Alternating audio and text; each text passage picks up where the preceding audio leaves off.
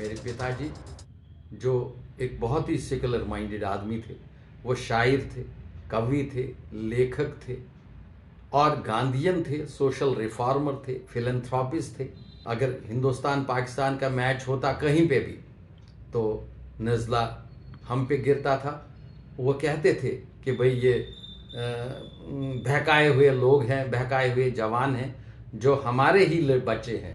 1990 अप्रैल की वो काली रात, 28 अप्रैल की, जब 3 लोग हमारे घर पे लाइक हंग्री वुल्व्स आ पड़े, तो उन्होंने घर की सारी संपत्ति को लूट लिया, किताबों को जलाया, कपड़ों को जलाया और बहुत सारी संपत्ति लेकर के वो लोग 3 बजे रात में मेरे पिताजी को कहते हैं कि ये ब्रीफ केस उठाओ, ये बाहर दिखाना है, यहाँ पे आपके घर में कितनी चीज़ें हमें मिली हैं वो उनको दिखानी है। वो लोग आ गए तो सारे घर की तलाशी लेकर के जो जो चीज़ें उनको मिली, उनको अपने एक बैग में, उसमें कैश, ज्वेलरी, बाकी शाल दुशाले, कीमती किताबें, घड़ियाँ और जो कुछ भी हमारे पास था वो लेकर के चले गए। तो कई लोगों ने इसको बिट्रियल ऑफ सेकुलरिज्म कहा, कई लोगों ने इसको मर्डर ऑफ कश्मीरियत कहा। आज 19 जनवरी को कश्मीरी पंडित निर्वासन के 35 वर्ष पूरे हो जाते हैं। आज़ादी बंटवारे के बाद आज़ाद हिंदुस्तान में सबसे बड़ा जाति सहार नरसंहार कश्मीर में कश्मीरी पंडितों का देखा गया।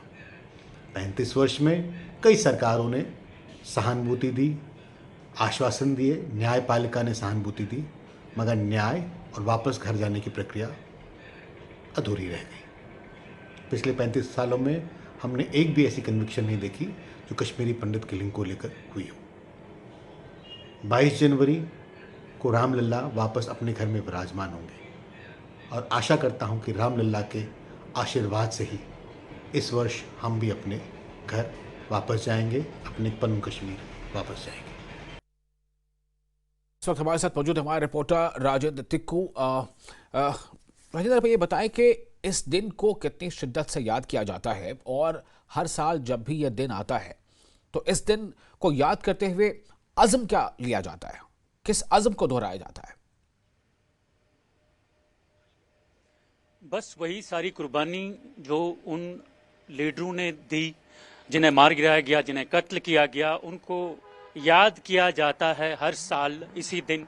और उम्मीद के साथ ये जो कौम है ये कह रही है कि इन्हें दोबारा वहां पे रिहेबिलिटेट किया जाए, एक खास पॉलिसी के तहत एक ठोस एक पॉलिसी लाई जाए जिसके जरिए इन्हें अपने अपने घरों में दोबारा सेटल किया जाए।